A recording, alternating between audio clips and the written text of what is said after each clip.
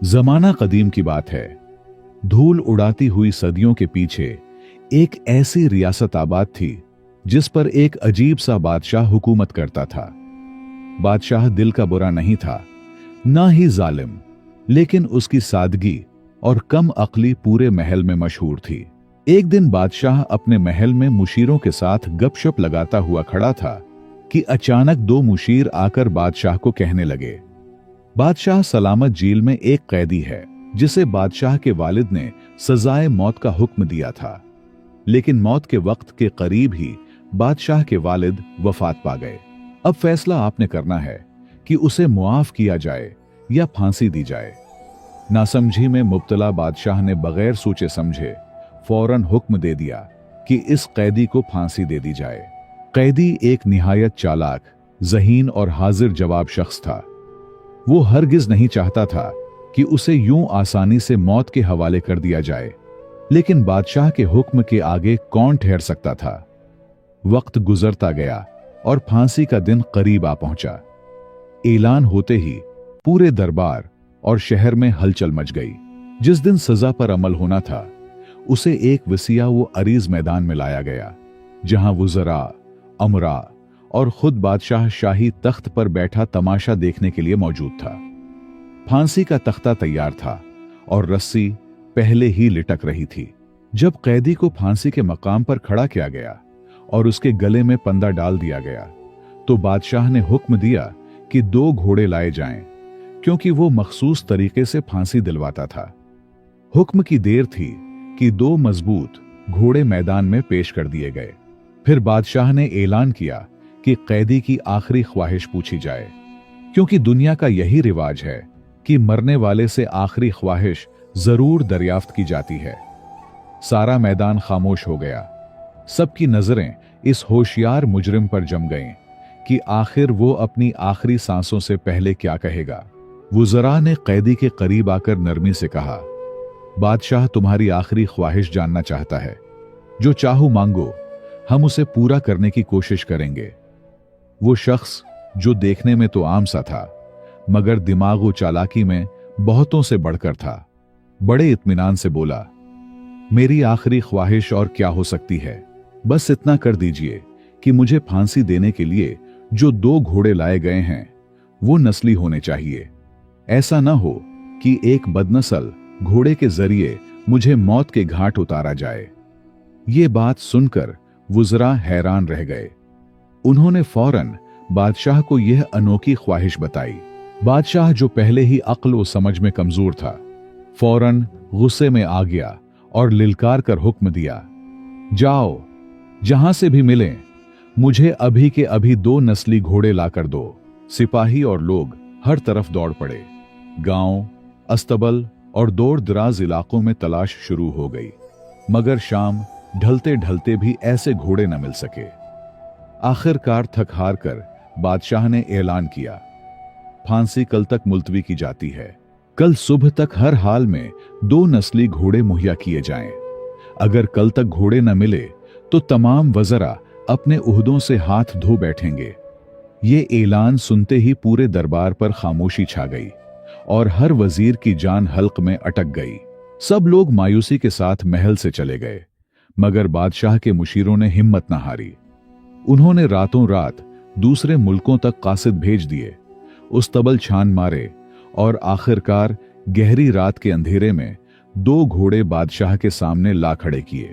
बादशाह ने घोड़े देखकर खुशी से वजीरों को शाबाश दी, क्योंकि उसके लिए यह अना का मसला बन चुका था।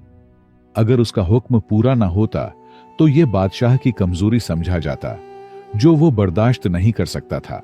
इसी रात कैद खाने में दूसरा कैदी करीब आया और इस होशियार शख्स से सरगोशी में पूछने लगा, भाई, आज तो एक दिन की मोहलत मिल गई, मगर कल क्या होगा।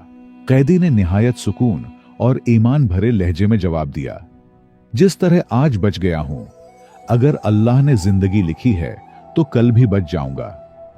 उसके चेहरे पर खौफ नहीं था, बल्कि अजीब सी एतिमाद भरी मुस्कुराहट थी, जैसे उसे यकीन हो कि कल कोई नया मोड़ आने वाला है।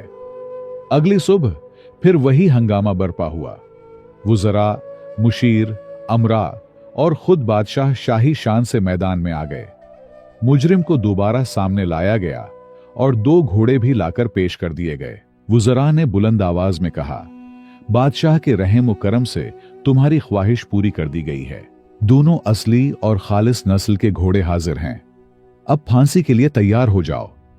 मगर वो शख्स जो बहुत चालाक और दाना था, अचानक चीख पड़ा, रुको, ये सरासर गलत है। इन दोनों में से सिर्फ एक घोड़ा नस्ली है, जबकि दूसरा जंगली है। उसकी बात सुनते ही पूरा मैदान खलबला उठा। प्यारे दोस्तों, दिल की गहराइयों से आप सबका शुक्रिया कि आप हमारी वीडियोस देखते हैं और हमें हौसला देते हैं। एक छोटी सी गुजारिश है कि कुछ दोस्त हमारे वीडियोस देखकर चले जाते हैं मगर सब्सक्राइब नहीं करते। यकीन करें, एक वीडियो बनाने में मुझे कई दिनों की मेहनत और काफी खर्च लगता है। हमें आपसे किसी माली मदद की जरूरत नहीं, बस इतना चाहिए कि हमारी वीडियोस आखिर तक देखें, लाइक, शेयर और कमेंट्स जरूर करें। और अगर आपने हमारे चैनल की पुरानी वीडियोस नहीं देखें तो वो भी जरूर देखें। कमेंट्स में अपना शहर और मुल्क का नाम जरूर लिखें कि आप हमें कहां से देख रहे हैं। बहुत बहुत शुक्रिया। तो बादशाह गुस्से से खड़ा हो गया और मुशीरों के चेहरे पर भी हैरत के आसार नजर आए। बादशाह ने खास मुशीर को बुलाया और सख्त लहजे में पूछा, बताओ, ये घोड़े नस्ली नहीं हैं क्या? मुशीर ने डरते डरते जवाब दिया, बादशाह सलामत, दरअसल एक घोड़ा नस्ली है, लेकिन दूसरा कहीं नहीं मिला, इसलिए हमने किसी जमींदार से एक जंगली घोड़ा ले लिया। यह सुनकर बादशाह न सिर्फ गुस्से में था बल्कि हैरत में भी पड़ गया कि कैसे उसका हुक्म और हकीकत में इतना फर्क आ गया। बादशाह ने फिर कैदी को अपनी तरफ बुलाया और सवाल किया, बताओ, तुम्हें कैसे पता चला कि कौन सा घोड़ा नस्ली है और कौन सा जंगली? कैदी ने होशियारी और जहानत के साथ जवाब दिया, बादशाह सलामत, असल नस्ली घोड़ा सीधा खड़ा रहता है और उसका दुम और सर मुसलसल हरकत में होता है, जबकि जंगली घोड़ा चिल्लांगे लगाता और बेकाबू हरकतें करता है। अगर आप गौर से देखें तो दोनों में वाज़ेह फर्क नजर आएगा। ये जवाब सुनकर पूरे दरबार में खामोशी छा गई और सबके मुंह से सिर्फ हैरत के लफ्ज निकले। बादशाह ने उसकी अक्लमंदी और होशियारी को देखकर सोचा, यह शख्स वाकई गैर मामूली अक्ल वाला है। उसने फौरन फैसला किया कि उसकी मौत के बजाय उसे जिंदा रहना चाहिए ताकि उसकी होशियारी और तदबीर का फायदा रियासत को पहुंचे। लिहाजा बादशाह ने हुक्म दिया कि उसकी फांसी मंसूख की जाए और उसे उम्र कैद की सजा दी जाए। कैदी को दोबारा जेल में लाकर बंद कर दिया गया। अब उम्र कैद जैसी सख्त सजा कोई मामूली बात तो नहीं थी। रात गहरी हुई तो दूसरा कैदी करीब आया और हैरत से बोला, भाई, तुम वाकई बड़े होशियार निकले, मगर अब बताओ कि इस उम्र कैद से कैसे बचोगे? ये तो पक्की कैद है, यहां तो रोज आधी रोटी के लिए लड़ना पड़ेगा। फांसी ही बेहतर थी, कम अज कम एक बार का दर्द होता। इस अक्लमंद कैदी ने पुरसुकून लहजे में जवाब दिया, मैंने कल भी कहा था कि जो अल्लाह चाहता है वही होता है। अगर अल्लाह चाहे तो ये उम्र कैद भी खत्म हो जाएगी। इंसान सोचता कुछ है मगर फैसला ऊपर वाले के हाथ में होता है। वक्त गुजरता गया। कुछ अरसे बाद बादशाह के महल में एक कीमती हार लाया गया जिसे बादशाह खरीदना चाहता था। यह हार चमकते हुए हीरे जवाहरात से भरा था। ताजिर का दावा था कि हार के तमाम हीरे असली और कुदरती हैं, मगर कुछ मुशीर बज़द थे कि हीरे नकली हैं।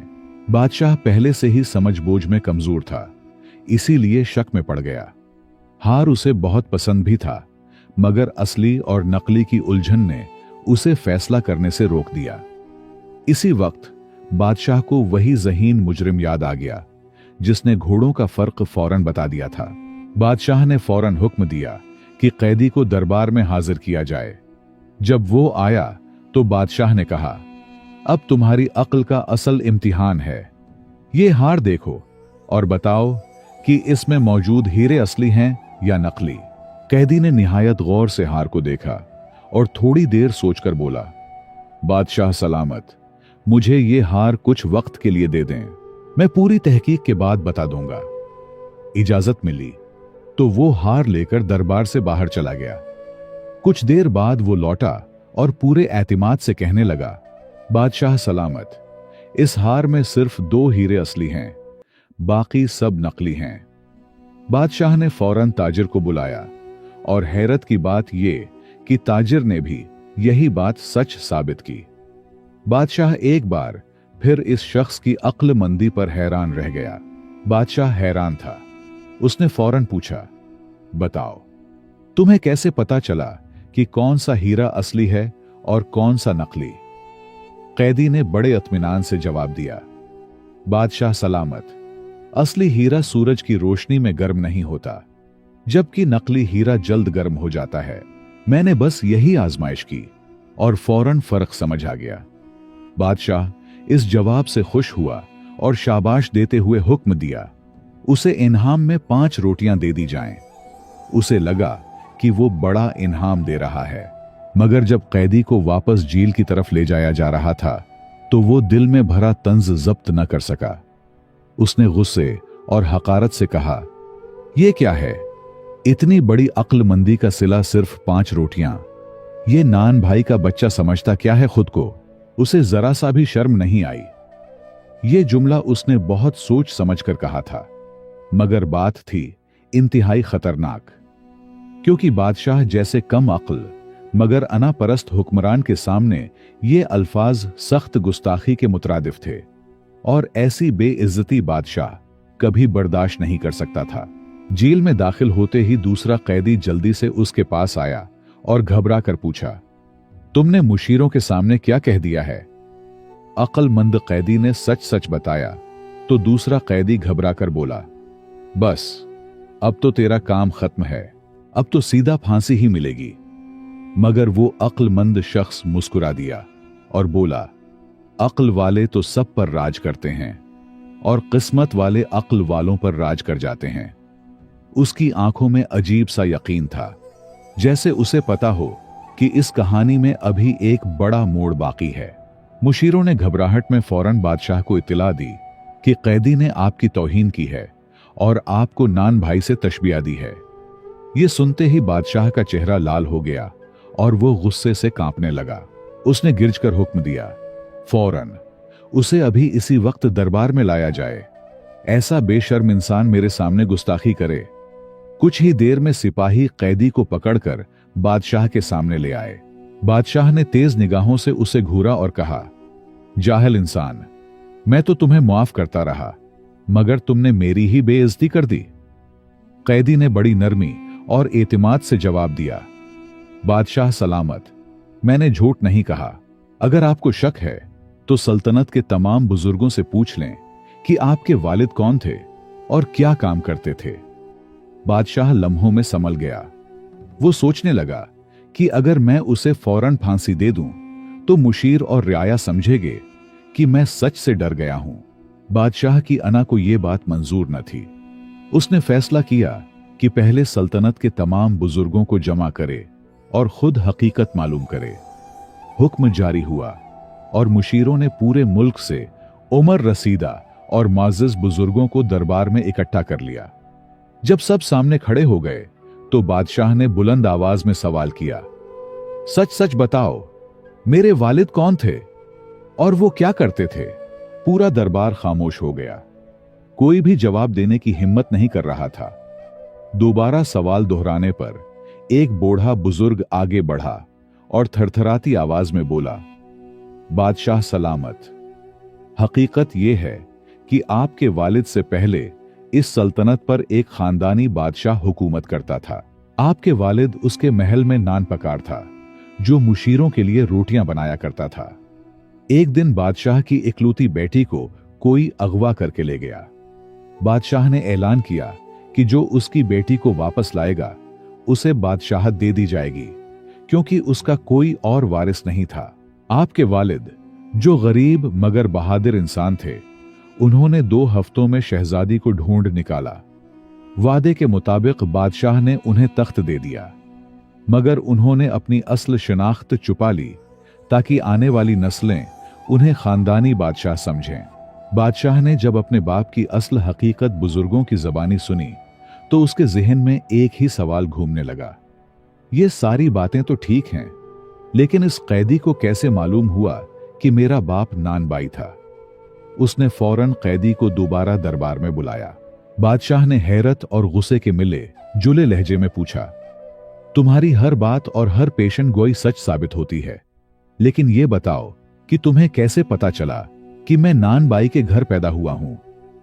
कैदी ने मुअद्दबाना अंदाज में जवाब दिया, बादशाह सलामत, अगर आप खानदानी और नस्ली बादशाह होते तो आपके दिल में इखलास होता, और अगर इखलास होता तो आप मेरी अक्ल, मेरी अमानतदारी और मेरी काबिलियत को समझकर मुझे कोई बड़ा ओहदा देते।